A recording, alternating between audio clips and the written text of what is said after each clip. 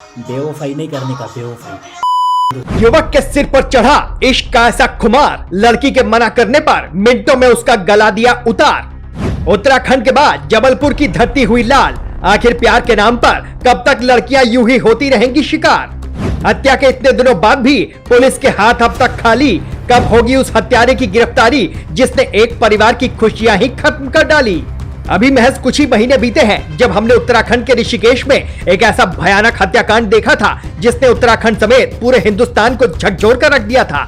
ऋषिकेश के एक रिजॉर्ट में रिसेप्शनिस्ट के तौर पर काम करने वाली अंकिता भंडारी को प्रेम प्रसंग और जिस्म फरोशी के धंधे के लिए मना करने की इतनी बड़ी सजा मिली जैसे उसने कभी सोची भी नहीं होगी।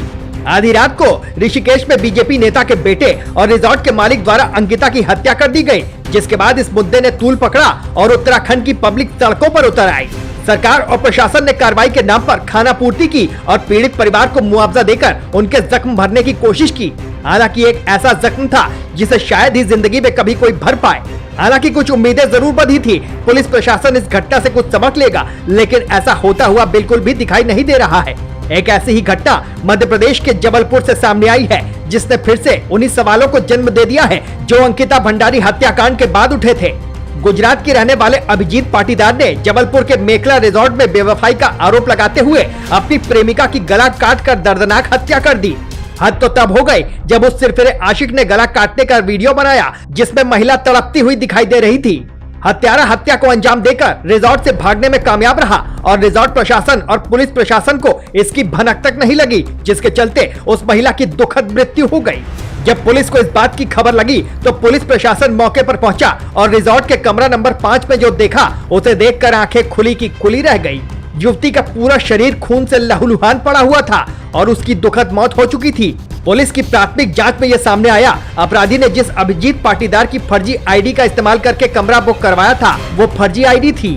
फर्जी आईडी होने के कारण पुलिस को अपराधी की पहचान करने में मुश्किल आ रही है, लेकिन उनकी ओर से भरोसा दिलाया जा रहा है कि कानून के हाथ बहुत ही जल्द अपराधी की कॉलर तक पहुंच जाएंगे। अपराधियों के मन में पुलिस का जरा सा भी खौफ नहीं है। इसका सबूत इस बात से मिल जाता है, हत्यारे ने हत्या करने के बाद अपने और पीड़ित युवती के इंस्टाग्राम अकाउंट पर हत्याकांड से जुड़ी कई तस्वीरें और वीडियो पोस्ट की, जिसमें उस हत्यारे को साफ देखा जा सकता है। हत्यारे की तस्वीर और वीडियो के आधार पर पुलिस उस हत्यारे तक क्यों नहीं पहुंच पा रही है, ये सवाल सभी के मन में उठ रहा है। हालांकि पुलिस ने अपनी तरफ से बयान जारी करके कहा है कि पुलिस की एक टीम को गुजरात भी भेजा गया है जिससे हत्यारे की शिनाख्त की जा सके।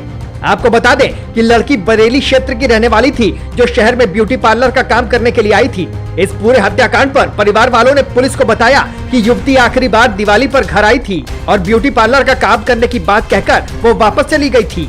अब यह देखना बेहद महत्वपूर्ण होगा कि हत्या को अंजाम दिए जाने के घंटों बाद भी और पुलिस को हत्यारे की तस्वीर होने के बावजूद भी उस तक पहुंचने के लिए इतना संघर्ष क्यों करना पड़ रहा है।